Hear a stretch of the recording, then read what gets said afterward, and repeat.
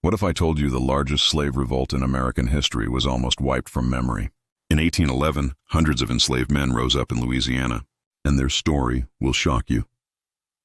In the sultry summer of 1811, the air in St. Charles Parish, Louisiana, was heavy with heat and tension. The Mississippi River glistened under the sun, winding its way past endless sugar plantations. To the outside eye, this world appeared calm, orderly, and profitable. But beneath the surface, among the men and women forced to work these fields, a storm was gathering. It was a storm of desperation, of anger, and above all, of hope. The story begins with a man named Charles Deslondes. He was a skilled carpenter, enslaved on the plantation of Manuel Andre. But Charles was far more than a laborer. He was a thinker, a dreamer, and above all, a leader. He had endured the cruelty of bondage, witnessed families torn apart, seen friends beaten and broken under the lash. Deep within him grew the unshakable conviction that freedom was worth any risk, any cost. Charles was not alone. Whispers of resistance had always moved quietly among the enslaved. But now, those whispers grew louder, fueled by distant revolutions. In Haiti, enslaved people had risen and claimed their independence. News of their triumph traveled across oceans, carried by sailors, merchants, and rumor. If they could rise, why not here? Why not Louisiana? Charles listened, he planned, and he began to weave together a vision. On the evening of January 8, 1811, under the cover of darkness, the plan came alive. A small band of enslaved men armed themselves with axes, knives, and farm tools sharpened into weapons. Their hearts raced, not just with fear, but with the pulse of possibility. They marched toward the Andre plantation. Torches flickered in the night. Their voices rose in shouts of freedom. The uprising had begun. The first attack was swift. Guards were overpowered. Slaves were freed and invited to join the march. Soon the fire of rebellion spread from plantation to plantation along the Mississippi River. By morning, what had begun as dozens had swelled to hundreds. Estimates vary, but perhaps as many as 500 men, and even some women and children, joined the movement. Together they turned their eyes toward New Orleans, the jewel of Louisiana. If they could seize the city, they believed, a revolution might sweep across the South. As the rebels advanced, they carried themselves with remarkable discipline. Contemporary accounts describe them marching in formation, some even wearing uniforms they had pieced together, drums beating a rhythm of defiance. They were not a disorganized mob. They were an army of the oppressed, stepping into history with courage burning in their chests. But power never yields easily. White planters and local militia quickly mobilized. Word of the uprising spread in fear and outrage. Armed patrols set out, determined to crush the rebellion before it reached the city. For days, clashes erupted.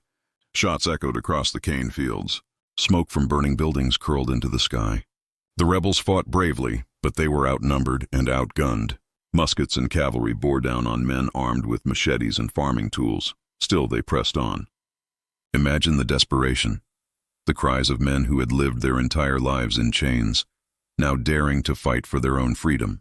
Imagine the hope, fragile but blazing, that perhaps their struggle could ignite something larger, something unstoppable. For a brief moment, that dream felt alive. But reality was cruel. Slowly, the rebellion was forced back. Leaders were hunted, captured, and executed. Charles Deslondes himself was taken.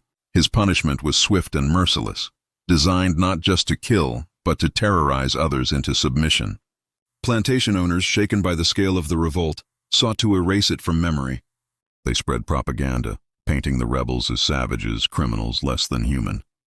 They wanted history to forget that enslaved men and women had organized themselves into a disciplined army, that they had dared to dream of victory. For a time, their plan nearly succeeded. Textbooks ignored the revolt. Local records downplayed it. The memory was buried under layers of silence and fear, yet the truth could not be completely destroyed.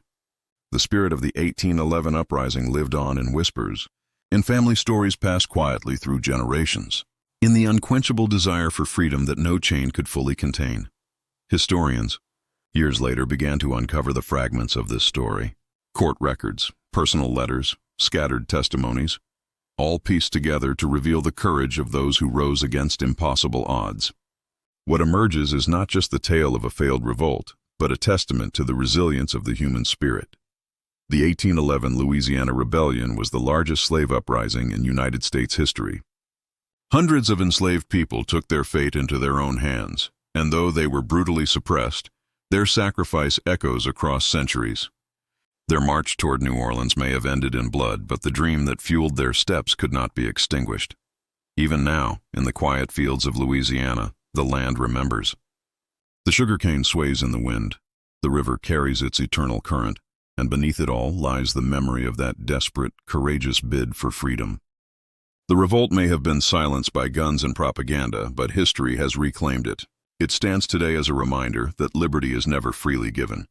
It is fought for, again and again, by those brave enough to risk everything. This is not just the story of Charles Deslondes. It is the story of all who marched beside him, of every man and woman who chose defiance over submission, who chose hope over despair. Their voices may have been nearly erased, but listen closely, and you can still hear their echoes, the drumbeat of freedom carrying forward into the present, demanding that we remember and that we honor their struggle.